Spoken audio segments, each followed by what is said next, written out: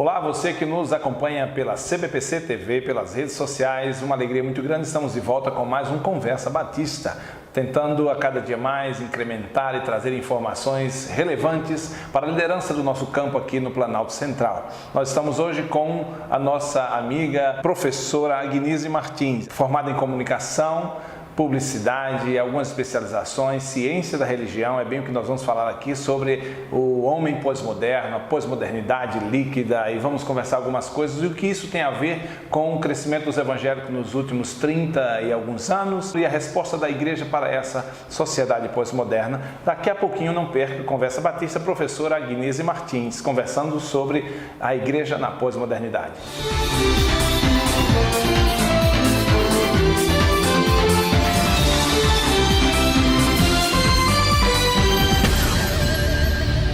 Pois é, estamos de volta, como falamos, mais uma Conversa Batista e hoje, muito especial, nossa amiga, colega, professora Agnese Martins. A Agnese esteve um tempo conosco desenvolvendo e pensando projetos na época que eu trabalhava na Convenção Paraibana.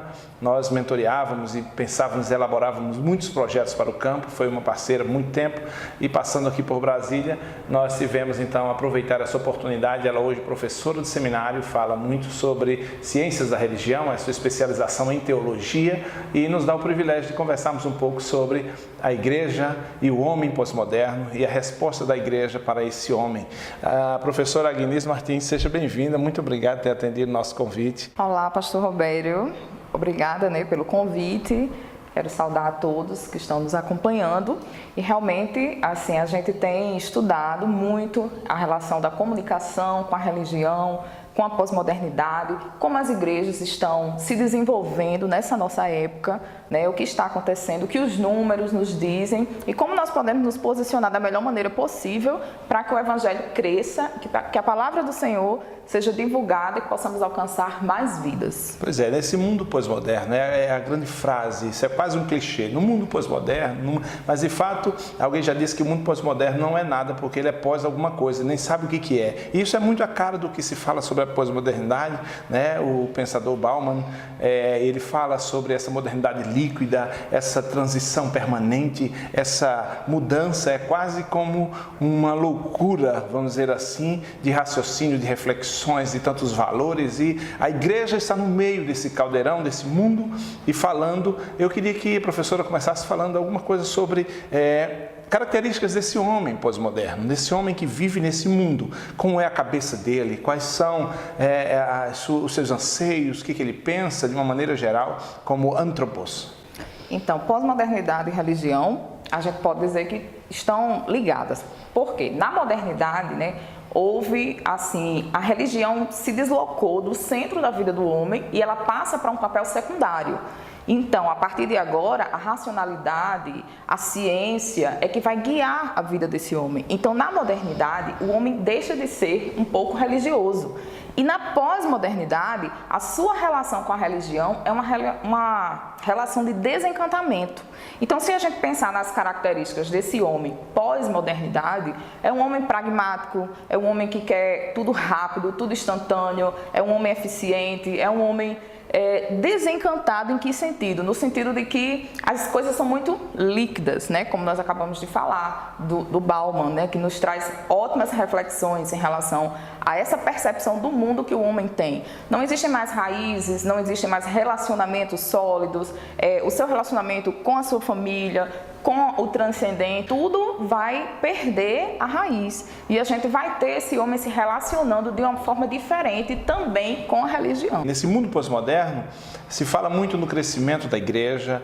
O que é que tem acontecido na igreja, uma vez que esse mesmo homem, esse mesmo ser, o link religioso, o link espiritual, que o homem anseia por Deus, já dizia Agostinho, fizeste-no para vós e o nosso coração vive inquieto enquanto não pousar em vós, dizia Agostinho, ou seja, o homem que sente falta de Deus permanentemente. O apóstolo Paulo diz que a natureza geme, aguardando a redenção. Então esse homem, apesar da sua mente estar tão encharcada de tantas coisas, dessa coisa etérea de relações, nas relações humanas e com o divino, como é que a igreja, que tem essas mesmas pessoas têm se inserido ou respondido os anseios do coração desse homem. E o que está acontecendo na igreja nesse momento? Então, quando a gente pensa em religião na pós-modernidade, a gente pode pensar em duas vertentes. O homem pós-moderno, a religião e a espiritualidade, elas têm se separado cada vez mais. Então, em relação à religião, esse homem vive esse desencantamento com as instituições. Seria um tipo de cansaço religioso, institucional? Muitos números vão nos mostrar que esse crescimento da religião, dos evangélicos, nos últimos 30 anos, né, se a gente for pensar nos dados do censo, em 1980 a gente tem uma população onde apenas 6% se declaravam evangélicos. Quando a gente pensa hoje, a gente tem 22% de evangélicos no Brasil. Então, esse crescimento em 30 anos quadruplicou. Só que também em relação à espiritualidade. Hoje o homem ele começa a caminhar a sua espiritualidade um pouco distante das instituições, um pouco distante das igrejas. Quer dizer, o homem continua religioso, buscando uma espiritualidade, mas esse link, esse alinhavo com a religião está mais flexível, mais afastado talvez. Muito. Então, cada dia mais a gente vê o número de pessoas sem denominação, sem igreja, sem uma pertença religiosa. Esses evangélicos também estão crescendo. Eles se dizem evangélicos, porém não declaram nenhuma pertença religiosa. Isso talvez ligado à questão da comunicação, assiste o pregador que quer, escolhe o pregador, bem numa característica self-service, né, da religião, ou tem na televisão, ou no YouTube, acompanha, ou a devocional do seu pregador preferido, e ele vai construindo uma religiosidade extra-institucional. As pesquisas nos mostram que são vários os fatores, desde um cansaço religioso, desde uma decepção dentro daquela instituição a qual ele fazia parte, desde realmente a falta de tempo, que a gente sabe que na pós-modernidade o homem ele não tem tempo para nada, nem para a sua própria família.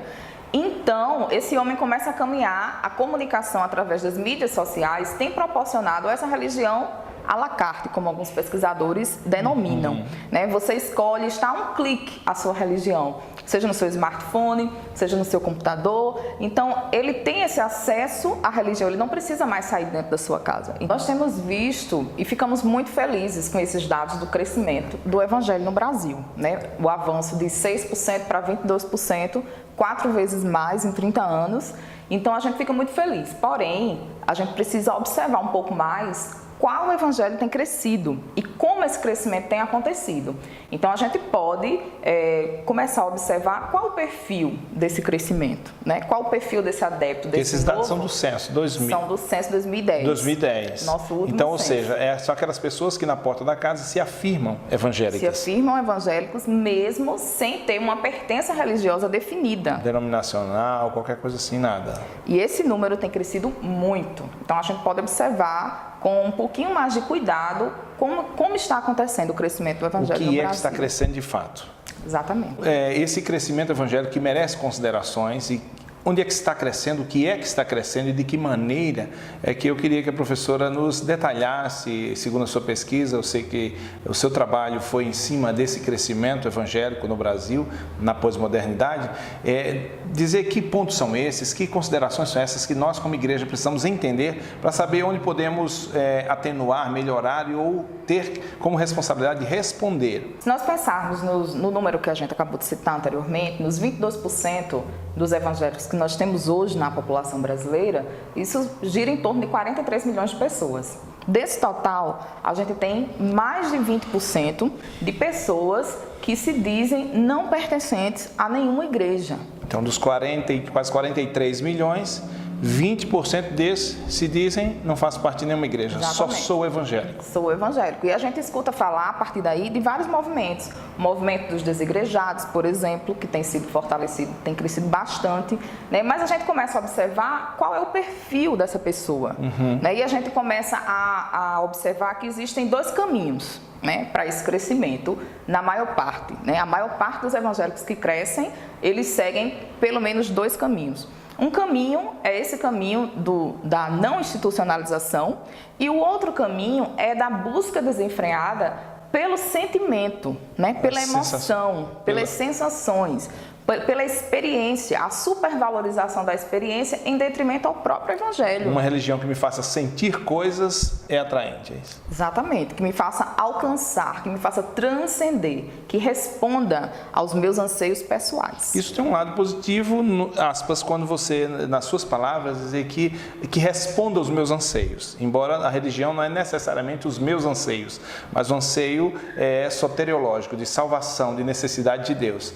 Não é? Esse lado positivo de buscar, ou seja, da igreja preocupar-se com qual o anseio desse homem e responder no sentido, responder com a palavra, que ele precisa de Deus. Então isso eu digo aspecto positivo. Mas de um outro lado, o hedonismo de querer, eu quero sentir, uma religião que me faça sentir, eu quase que consumindo, eu sou um consumidor de experiências religiosas, esse seria o lado negativo. Exatamente. E aí a gente volta ao nosso assunto inicial sobre as características do homem pós-moderno, que é um homem que precisa de rapidez, precisa de soluções, precisa do imediatismo, e ele transfere isso para a religião. Então, seus problemas acabaram, né? Como se fosse esse clichê, né? Eu tenho um problema, Deus, eu quero que esse problema seja resolvido agora. Então eu vou para uma igreja e vou procurar uma igreja que me resolva esse problema. Resolva os seus problemas, sejam eles financeiros, emocionais, né? Qualquer que seja o seu problema. Então, esse homem, ele quer se expressar muito, ele quer se envolver, ele quer que a sua religião dê espaço para que ele se mostre. E também ele quer sentir, ele quer ouvir, ele quer tocar, ele quer, não basta apenas ele saber da onipresença de Deus, ele quer sentir a presença de Deus em todo o tempo, das mais variadas formas possíveis. E aí se abre um leque de possibilidades e coisas assim que todos nós já ouvimos falar, coisas assim totalmente fora do evangelho, porque muita coisa tem sido pregada que não é o evangelho. Com certeza. E esse é o cuidado que a gente fica percebendo e observando para onde nós estamos indo. Esse tipo de comportamento imediatista, consumista, de eu ter minhas demandas, eu preciso de uma religião e, por favor, talvez eu dê até uma oferta, eu adquira um carnê dessa denominação, desse pastor, mas eu quero ter uma resposta, um feedback, eu preciso disso. Isso tem a ver com relevância pragmática, não é? Esse é um dos pontos. E qual outro ponto seria que você analisou, professora, nesse crescimento? Tem um outro caminho para esse crescimento, que é o crescimento de uma espiritualidade mais individualista, né? Sem necessariamente haver um link com alguma religiosidade, com alguma expressão religiosa, com alguma instituição. Tá, então é a coisa que você resolve na sua casa, no teu tablet, no seu smartphone, você tem a sua religião. Minha igreja, não, é só eu abrir aqui. É só eu abrir aqui, um clique aqui, eu faço o meu à la carte. Como igreja evangélica brasileira, de maneira especial nós batistas, que em nossa maioria estamos assistindo esse programa e fazendo nossas reflexões, você líder que nos acompanha pela CBPC TV, mas essa conversa batista falando da igreja na pós-modernidade. Professor, eu queria que você falasse um pouco sobre, agora como igreja que somos, igreja histórica, denominação histórica, podemos refletir, fazer contas e como responder a esse homem pós-moderno. Porque não é uma questão simplista de dizermos assim, a gente tem que pregar a palavra e quiser que se converta, isso é coisa de cabeça de quem está fora, está no mundão por aí, a gente tem que ser firme e continuar. Eu creio que nossos princípios têm que ser firmes, mas uma análise de linguagem, de alcance, né, do desejo de Deus tem que salvar essas pessoas. Eu queria que a professora falasse um pouco de qual seria um posicionamento ou sugestão de posicionamento ou reflexão que a igreja pudesse ter para lidar diretamente de maneira contextualizada e relevante para esse homem pós-moderno, mas daqui a pouco, depois do nosso intervalo. Conversa Batista volta já com a professora Agnese Martins.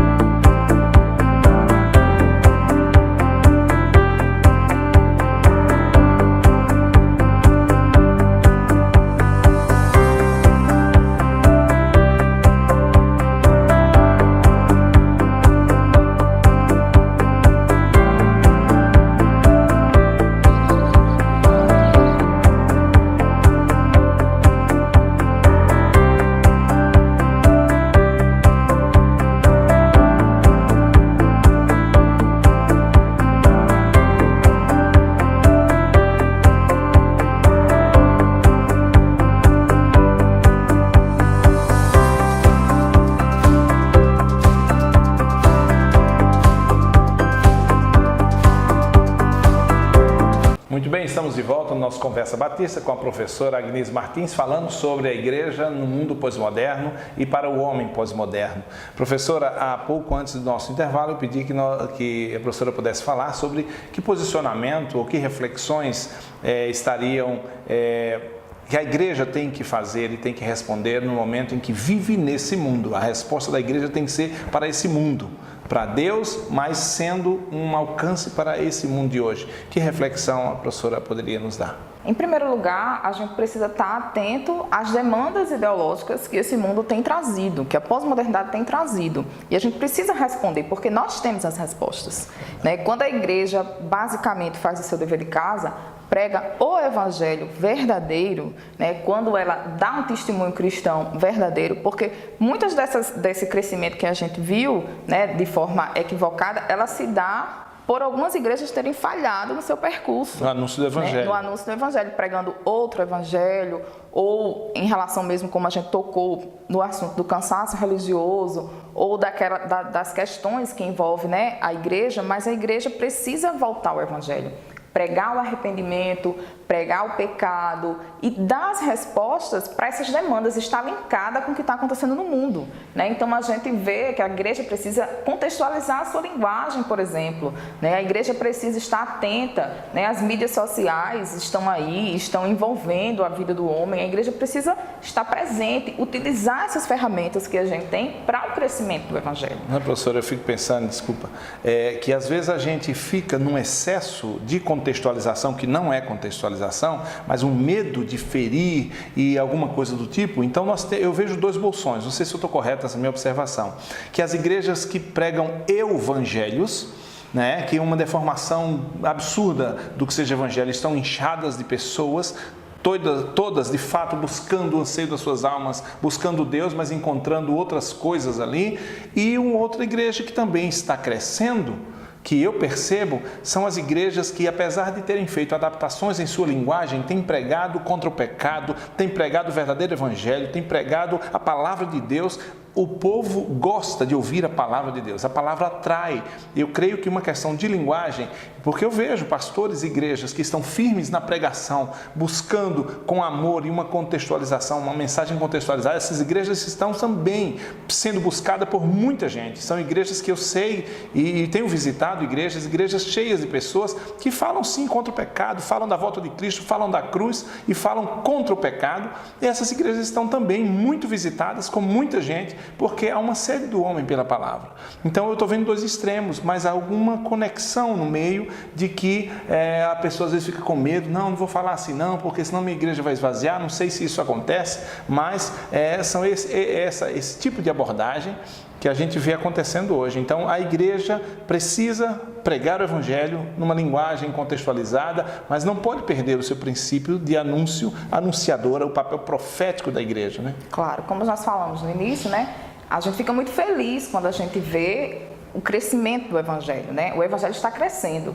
E nós nos preocupamos apenas com esse outro eixo, né? Que tem crescido também. E por isso que é importante a gente estar linkado, a gente refletir, por exemplo, sobre esses dados que o censo nos coloca, né, sobre esse crescimento que também tem sido mais acelerado do que, inclusive, o crescimento do evangelho, digamos assim, quando está sendo bem pregado, do evangelho verdadeiro. Então, a gente fica feliz com o crescimento, porque existem igrejas que se contextualizam, igrejas que não abrem mão dos princípios, mas também existe uma grande parte de igrejas que estão indo por essa outra vertente. Então, é nesse sentido que a gente gostaria de chamar a reflexão, né? Porque às vezes, até sorrateiramente, alguns princípios começam a nos minar, né? A entrar dentro das nossas igrejas. Então, sempre atentos, não abrindo mão da palavra, do evangelho, linkados com o mundo, se contextualizando sem perder os princípios e com cuidado para o que está acontecendo à nossa volta, né? A nossa percepção seria, assim, o principal posicionamento, né? Perceber o nosso ambiente,